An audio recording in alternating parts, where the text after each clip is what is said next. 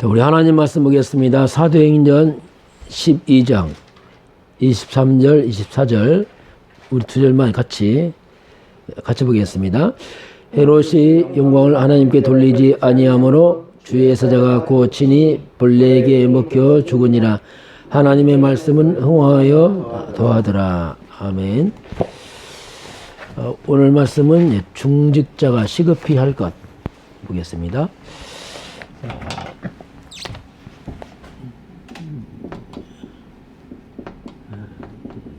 중직자가 시급히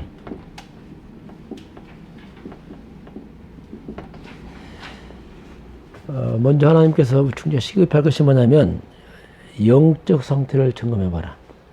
우리 일 이전에 하나님은 먼저 중직자들 영적 자신의 상태를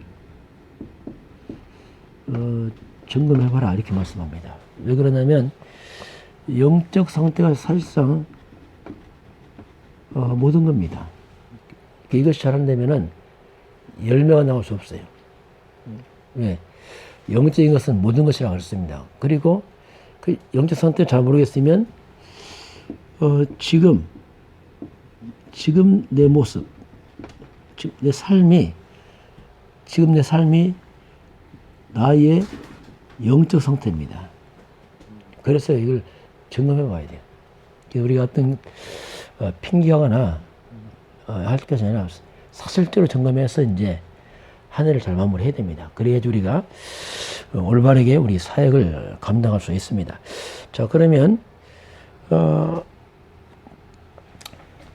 이 영적인 힘이 필요합니다.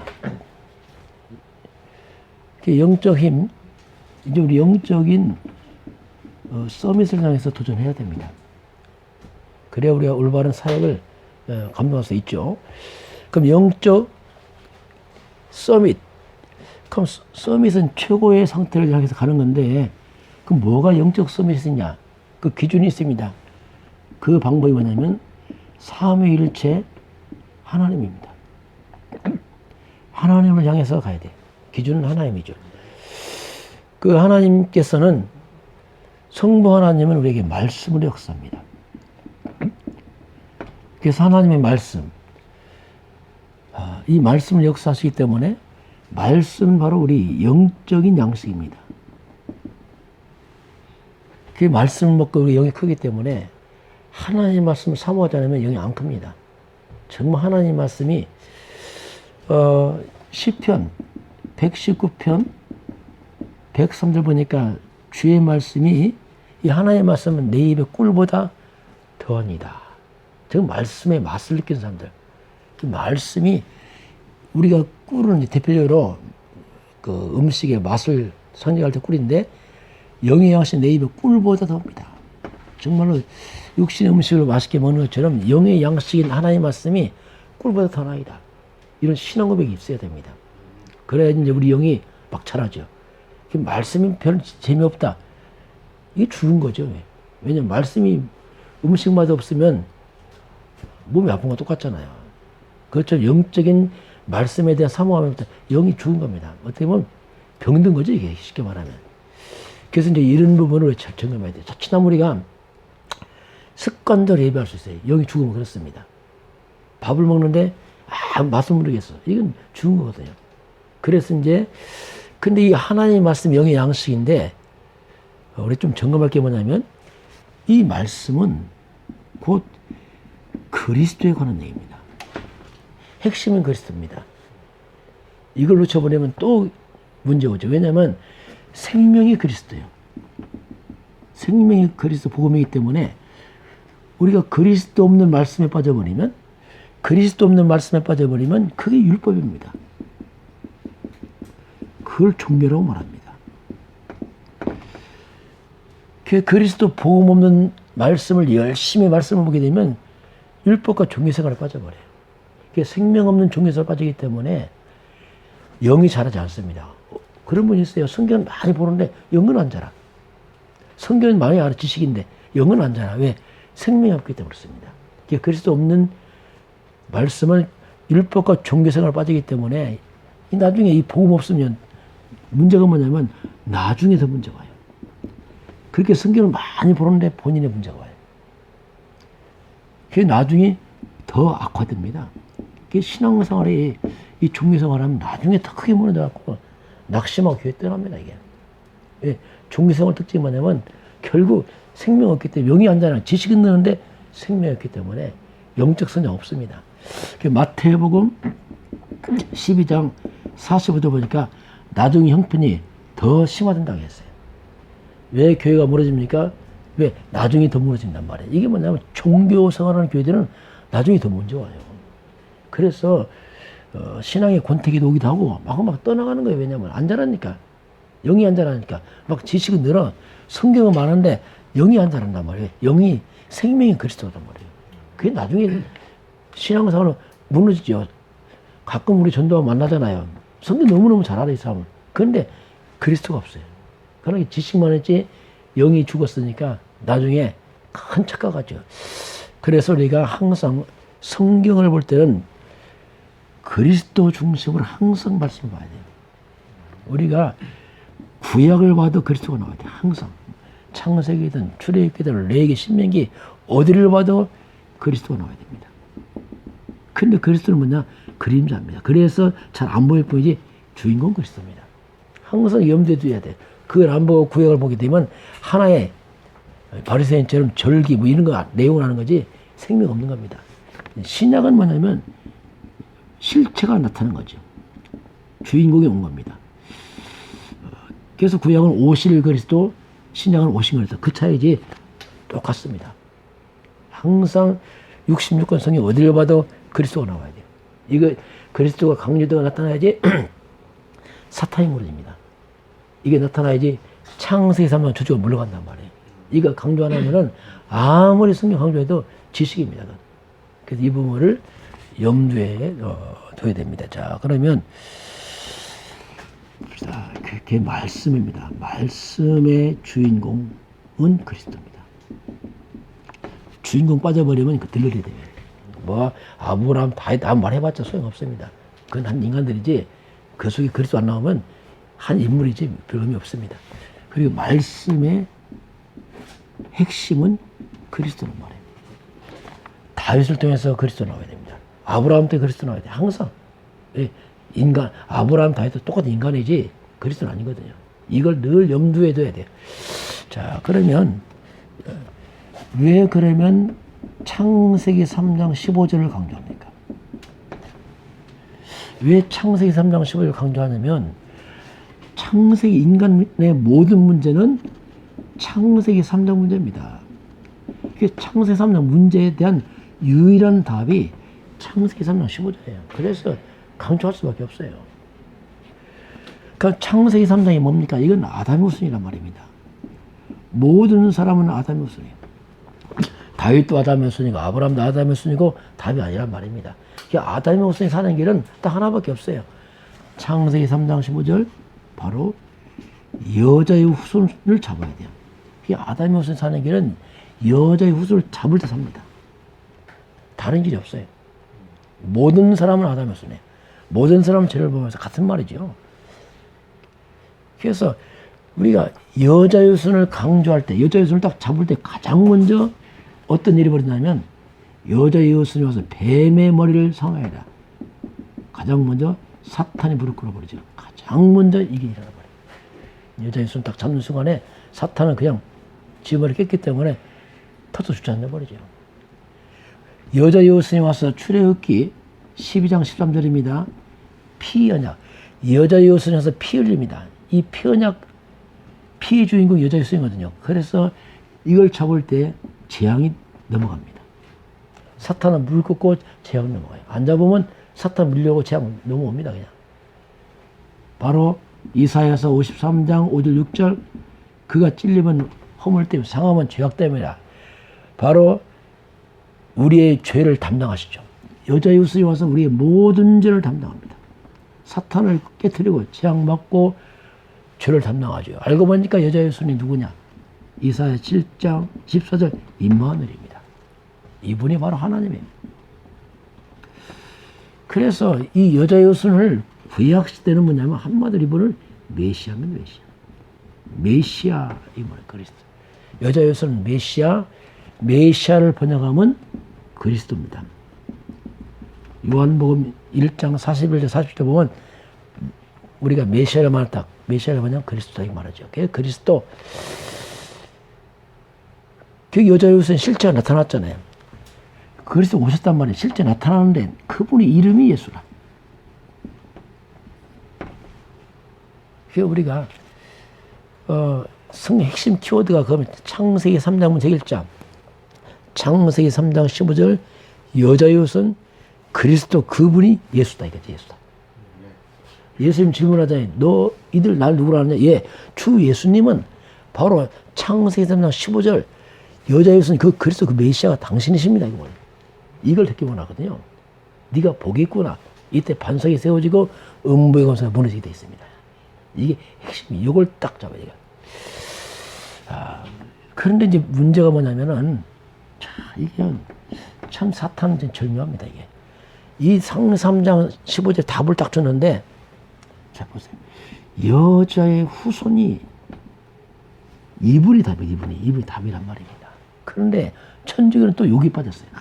이게 절묘하죠. 여자에 빠졌다. 답 아니거든요. 마리아 답 아닙니다. 완전 빗나갔어요. 여자는 아무 상관없어요. 여자의 후손이 오늘 한 도구에 불과하지 그건 실체는 아니거든. 그래서 결국 천주교는 마리아에 빠져서 이거 많이 무너졌죠. 그러니까 천주교 사탄 안 무너집니다. 왜? 마리아 잡았잖아요. 이건 아무 쓸데없는 잡아서 이렇게 절묘하게. 그럼 기존 교회는 지금 왜 무너지냐면 여자의 후손 강조 안 한단 말입니다. 이 강조 안 하고 세례요한 강조하고 엘리야 강조하고 예레미야 강조하고 선지자 강조하고 안 무너지죠. 정의, 신비, 박애 해봤자 그건 답 아니거든요. 그래서 결국은 교회가 왜 점점 교회가 문 닫아가냐에 놓쳐서 그렇습니다. 너무 비슷하게 했어요. 틀리게 했습니다. 섞어버렸습니다. 엉뚱하게 했단 말이죠. 그래서 무너지는 거죠. 그래서 항상 우리 이 부분을 기억을 늘 해야 됩니다. 그래서 여자의 후손이 뭐냐면 이분은 오직입니다. 이렇게 결론 나야 돼. 오직 여자의 후손 그리스도 그 예수에는 길이 없구나. 오직 되면은 유일성의 답이 옵니다. 그러면 재창조의 삶을 살 수 있어요. 그리스도는 재창조거든요. 잃어버린 모든 하나님의 형상 회복자가 오기 때문에 완전 회복입니다. 이 한 가지만 잡으면 돼요. 너무 심플로 단순한데 너무 복잡하게 하면 안 돼요. 딱 한 가지예요. 한 분. 뭐 성경만 읽냐 그게 아니고 한 분이다. 한 분. 한 분인데 그게 좀 단순하죠. 한 분이니까 두 분이면 헷갈린다. 한 분이라 이거 뭐 헷갈릴 것도 없어요. 여자의 후손 그분은 그리스도 그분이 예수다. 그분이 십자가에서 끝을 냈잖아요. 다 이루었다. 뭘 이뤘습니까? 창세기 3장 문제를 못 박아버렸잖아요. 다 한꺼번에. 그래서 부활했잖아요. 그래서 우리 안에 성령으로 와 계신 그분 딱 잡으면 이걸 먼저 중자가 시급해버려야 돼요. 이번에 답을 내지 않으면 다른 건 진도 안 나갑니다. 뭘 해도 그건 아니죠. 자, 그래서 오늘 중자가 시급히 자, 뭘 시급히 하란 말인가 할 때에 자, 자꾸 무엇을 하는가 이게 중요하지 않습니다. 자꾸 뭘 하려고 한다면 그게 아니죠. 뭐 하는 게 중요한 게 아니고 언약부터 바로 잡아야 돼요. 올바른 언약부터 잡아야 돼요. 우리는 뭐 하는 게 아닙니다. 이 복음부터 바로 알고 있어야 돼요. 올바른 언약 이것부터 바로 잡아야 돼요. 그게 시작입니다. 너는 날 누구라 하냐? 신앙 고백을 한다면 시작해야지. 이 올바른 신앙 고백이 뭘 한다? 아니죠. 그래서 이 부분을 우리가 항상 점검해야 됩니다. 그러면서 정말 하나님이 원하신 게 뭐냐? 이겁니다. 정말 하나님이 원하는 게 뭐냐? 내가 원하는 거 말고요. 하나님이 원하는 게 뭐냐? 이렇게 하면은 이미 응답 속에 있는 겁니다. 이 자체가. 올바른 언약을 잡고 그리고 하나님 원하는 게 있으면 이미 응답 속에 있는 겁니다. 자, 이 중직자분들은 너무너무 중요하죠. 그 중직자가 잘못되면 전체도 문제입니다. 이스라엘 민족이 광야길을 갈 때, 출애굽했잖아요. 광야길을 갈 때에 여러 가지 어려움을 당합니다. 그래서 광야니까 어렵죠. 힘들지. 어려움을 당하니까 이 대표 중자들 어떻습니까? 완전 불신앙을 한 거잖아요. 우리 갈 수 없다. 가나안 땅은 너무 거기는 위험하다. 그 앞에 중자가 불신하니까 완전 백성들이 막 통곡을 하면 통곡. 우리가 지도자 잘못 뽑았다. 다시 가자. 막 이렇게 하니까 완전 엉망 돼버리잖아요. 이게 중자들이 올바른 언약과 믿음 없으면요. 엉뚱한 말해서 전체를 갖다가 다 헷갈리게 만드는 거예요. 결국 이 사람들은 광야에서 다 죽습니다. 가나안 땅 못 들어가죠. 왜? 준비가 안 된 거예요. 영적 상태가 전혀 아닌 거예요. 영적 상태가 갈 수 없는 상태라. 그래서 결국 다 죽습니다. 근데 초대교회는 또 다르면 초대교회는 이 어려울 때 사도들이 잡혀가고 어려움을 당할 때 이들이 어떻습니까? 이들이 완전히 합심해서 기도하기 시작합니다. 초대교회 중자들이 어떻다면 기도하면서 이들이 나중에 핍박당할 때 안디옥 교회를 세웁니다. 사도가 잡혀갈 때 이들 모여서 정말 기도하면서 안디옥 교회를 세워요. 그리고 사도행전에 오늘 11장에 보니까 사도들이 감옥에 갇히고 나니까 정말 합심해서 막 기도한다네. 그 밤에 사도행전 12장에서 중자들이 함께 기도하는 그 밤에 핍박자 헤로데 죽습니다. 그리고 사도가 잡혔던 옥문이 열려버리죠. 그래서 옥문이 열리고 핍박자 죽고 이런 엄청난 능력을 체험하면서 큰 이제 새로운 전도의 문이 열려가는 이런 또 중요한 역할을 이제 하게 되죠. 그래서 이제 중자분들은 위기입니다. 어려움을 올 때, 또 교회가 어려울 때, 아니면 위기가 왔을 때, 이때 중자분들은 믿음을 보여야 됩니다. 이게 중요합니다. 어려울 때 딱 믿음 보이고, 교회 힘들 때 앞에 나타나 이걸 막아줘야 돼요. 근데 중자가 언약 못 치면요, 위기 왔을 때 더 헷갈려갖고 혼란을 줄 수 있거든요. 이런 부분을 항상 점검을 해야 됩니다. 자, 그러면 로마서 16장 이분은 중자의 대표들이죠. 로마서 16장 이 사람들 바로 뭘 알았냐면 내가 어디에다가 내가 생명을 걸지를 알았어요. 이게 답을 찾은 거죠. 내가 여기에 내 삶을 걸어야겠다. 그것이 로마서 16장의 사람들입니다.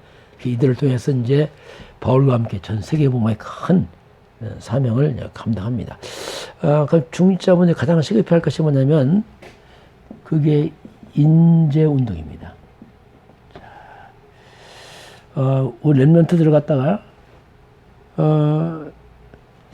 이 렘넌트를 하나님의 말씀으로 각인 뿌리 체질 내려줘요. 찾아보니 렘넌트들이 교회까지 와서 사각지대 될 수 있어요. 그래서 이들을 하나님 말씀으로 각인 뿌리 체질 내야 됩니다. 그렇게 해서 이들을 실제로 전 세계를 장악하고 있는 3단체를 살릴 만큼 이들을 영적 말씀 무장시켜서 여기 서밋을 만들어야 돼요. 그 이들이 그리고 경제입니다. 경제 살릴 엘리트로, 정치 살릴 엘리트로 만들어야 돼요. 지금 이 국가 문제, 정치 문제거든요. 그래서 올바른 성경의 복음적인 그런 경제인들, 정치인이 나타나서 흐름을 바꿔줘야 됩니다. 그래야지 우리가 바르게 갈 수 있어요. 그리고 인재들이 나타나야 돼요. 두 번째는 뭐냐면 무너진 렘넌트입니다. 무너진 렘넌트를 살려라 이렇게 말씀합니다. 이게 치유졌죠. 그래서 렘넌트는 기도할 수 있어야 돼요. 하나님의 말씀을 잡고 기도할 수 있으면 돼요. 만약에 기도만 할 수 있다면 세상 모든 건 끝난 겁니다. 정말 이 기도로 각인하고 기도로 뿌리내리고 체질해야 돼요. 하나님의 말씀 잡고 기도할 수 있으면 힘을 길러주면 돼요. 그럼 렘넌트 어디 갔는지 살아납니다. 세 번째는 이 렘넌트를 사역자로 준비를 시켜야 됩니다. 그 렘넌트를 교회 살리는, 교회 살리는 중직자로 미리 준비시켜야 돼요. 성경적으로. 그리고 올바른 전도 운동할 수 있는 전도자로 준비를 시키죠. 그래서 그게 목회자 나올 것이고 할 것이죠. 그리고 세계에 선교할 수 있는, 선교 운동할 수 있는 어떤 선교사 준비, 이걸 어릴 때부터 해야죠. 그래서 올바른 전도자, 목회자로 또는 중직자로 선교사를 이런 것들 잘 준비하는 것, 이것이 바로 중직자들이 아주 중요한 사역이다, 이렇게 볼 수 있습니다. 결론을 보게 되면 지금 우리가 RU가 있습니다. RTS가 있어요. RU는 전 세계를 바라보고 지금 준비하는, 미국에 세워서 전 세계에 흩어진 엘리트를 찾아서, 특별히 엘리트를 찾아서, 성공한 엘리트를 찾아서 이들을 갖다가 중립자로 목회자로 잘 준비시키는 거죠. 지금 미국에 있는 성공한 엘리트를 찾아서 일을 하면서 신앙에서 이들이 미국 교회 살려라. RTS 좀 뛰어난 렘넌트를 키워서 목회자로 만드는, 또는 이제 또 중직자분들도 신앙을 하기 위해서 한번 이렇게 도전할 수 있어요. 꼭 목회자 안 되더라도 이렇게 도전해서 이게 뭔가 세계를 향해서 뭔가 준비할 수 있는, 그것도 좀 필요하죠. 자, 또 이 부분을 우리가 또 중직자분들이 기도로, 배우의 기도를 돕고 또 힘이 있으면 헌신을 도와서 이를 키우는 것도 아주 중요하죠. 왜냐하면 이것 세계문화에 아주 굉장히 중요한 지름길이죠. 바로 키워서 이제 이분들이 나가서 전도 선교할 수 도와주는 거죠. 자, 오늘입니다. 오늘이 우리가 미래로 갑니다. 오늘이 중요합니다. 오늘 내가 잡은 언약, 내가 오늘 잡은 말씀, 이것이 미래에 성취되게 되겠습니다. 그래서 오늘 우리가 말씀을 담고 생각 바꾸는 게 굉장히 중요합니다. 씨를 심는 거기 때문에, 또 렘넌트들도 오늘 이렇게 다 심어놓으면 이 아이들 미래로 가서 성취됩니다. 지금 잘 몰라요. 어릴 때 심어놓은 말씀 그대로 성취되게 되어 있습니다. 그래서 우리가 당장 아니고 멀리 보고서, 우리 개인도 우리 렘넌트도 이렇게 지금 심어놓으면 반드시 심은 대로 열매가 오게 되어 있습니다.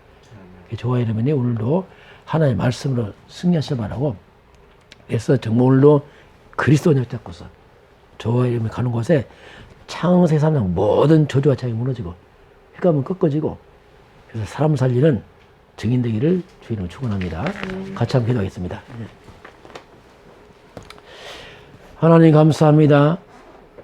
오늘 하나님께서 중직자가 할 것을 말씀하신 아버지 하나님, 먼저 우리가 영적 상태를 점검하고 영적 섬에 도전해서 정말 이 예수님이 바로 창세기 3장 15절 여자의 신 그리스도, 모든 문제 해결자로 고백되는 귀한 날로 축복하시고 역사하여 주옵소서. 지금은 우리의 모든 문제를 해결하신 주 예수 그리스도의 은혜와 하나님 아버지의 그 놀라우신 사랑하심과 성령의 내주하시고 인도하시고 충만케 하심이 오늘 경배하는 모든 백성들 머리머리 위에, 이 나라의 민족과 저 북녘 땅 위에, 몸된 교회 성령 거주 위에 지금부터 영원까지 함께 있을지어다. 아멘.